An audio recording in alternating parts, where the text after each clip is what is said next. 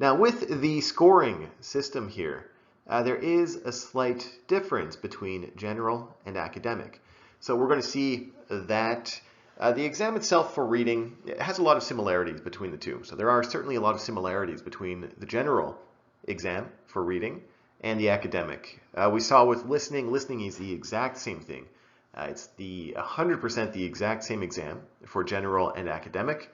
For speaking, it's 100% the exact same thing for general and academic. For writing, it's different. And for reading, it is different, but similar.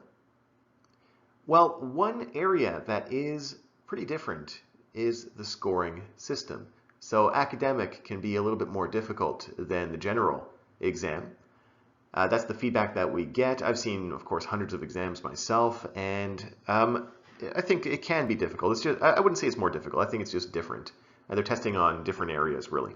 So remember, just speaking in terms of the exam itself, general is usually used for immigration, and that's measuring your ability to function in an English-speaking world or English-speaking country.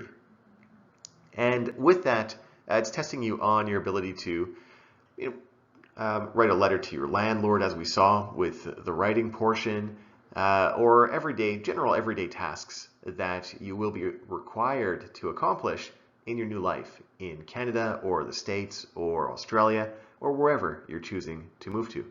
Academic is, of course, for people who are going to study in English, or if you're going to join a regulatory board or anything like that. So it's really testing your English in an academic sense rather than in a practical sense, like general. All right, so the scoring system is a little bit different in here. And you can see it's pretty interesting because for a perfect band 9 in general, the person has to have 40 answers correct out of 40. For academic, they give you a little bit of leeway, so you can have one wrong answer and still get a perfect band 9. All right, for an 8.5, well, you can see that for general, it's a little bit tough. You can only have one wrong, and you get an 8.5. For academic, they give you a little bit of leeway there. And as you move down a little bit, so most of our clients are looking for a score of 6, 6.5, 7. But most of our clients really just want to get as high of a score as possible. And that's what we always aim for. We always aim to give you the tools to hopefully get a 9, but get the score that you need. Now the beauty of this is that you can see the reading tip on the left here. It's just the same that we talked about with listening, where you can see that answering 2 more questions correct moves you up 0.5. That is huge. So with reading, with listening, it's the same thing. And that is such an extremely important area to really think about when you are writing your exam.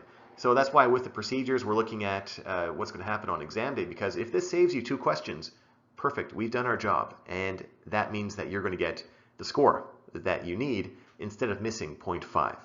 All right, so we can see that if you need a band 6, well, in general, you need to get a pretty high score. You need to get about 3/4 of the exam correct, of the answers correct, because you have a 30 to 31. So you'll need 30 to 31 answers correct in order to get that band 6.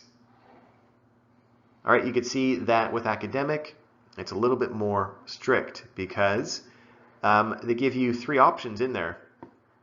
23 to 26 answers correct is a band 6 in academic reading. So you can see it's pretty strict, it's pretty difficult in the scoring system at that point.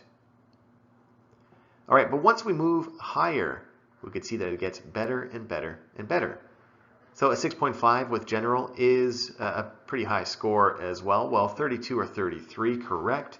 In academic, we're looking at 27 to 29. So you still have some leeway, and that's why, of course, you're going to work through all the strategies, the techniques that we're going to discuss, because if you move up, hopefully 2 more questions correct, just from understanding what the exam is about, hopefully 4, hopefully 6, hopefully 10, then you're going to really move that score as high as possible. All right, so we can see that a 7, which is usually a lot of our clients are looking for 6.5, 7.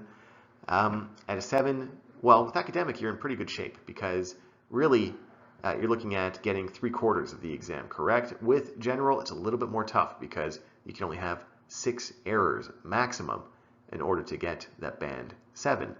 Then a 7.5 is even closer, of course, so 36 in the general. With the academic, we've got a 33 or 34. And of course, 8, 8.5, 9, that's really at the top. So for all of you, you should be aiming for a 9, of course. And we're going to really discuss how you can get that high score.